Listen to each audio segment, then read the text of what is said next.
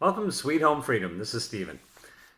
I was just listening to a podcast by a couple guys who live out in California who've achieved time freedom.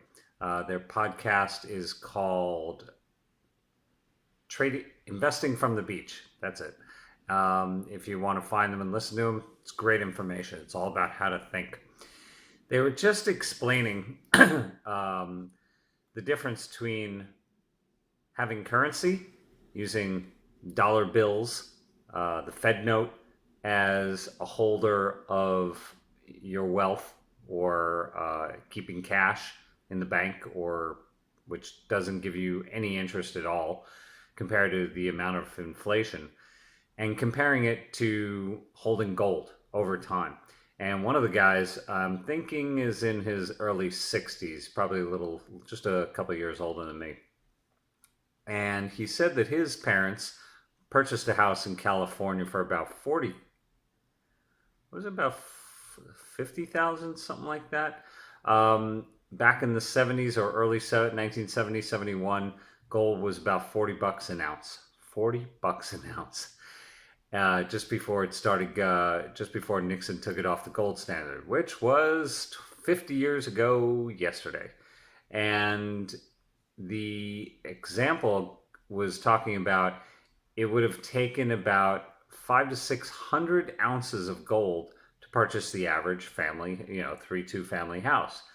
And now, with the price of gold where it's at in dollars, and the prices of homes in dollars, it would only take you about 150 ounces of gold. So the thing is with calculations, or when we're looking at prices of things, we can determine something from that. The real thing is doing the math, not just the numbers, seeing a number and saying, oh, price is high or price is low, but to understand the difference between price and value.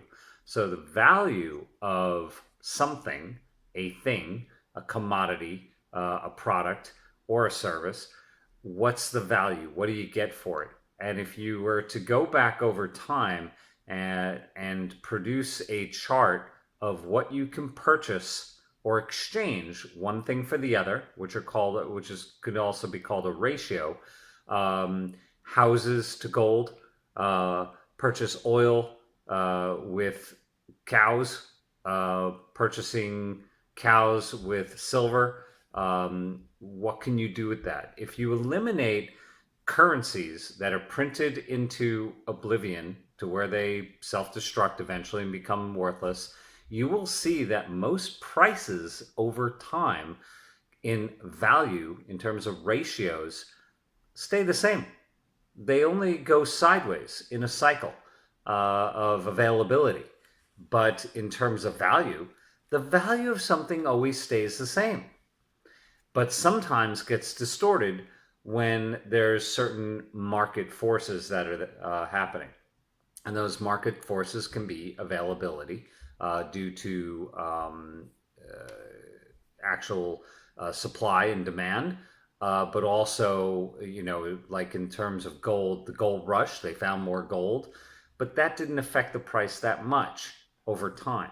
And innovations, or the ability to use machines rather than do it by hand. So there's so many different factors that go into supply and demand in terms of a crisis or something else, but those are normally temporary, as opposed to currency that over the course of a number of decades can really destroy cultures, countries, or really expand the difference between the poor and the middle class, as opposed to things that are normally produced at a steady rate.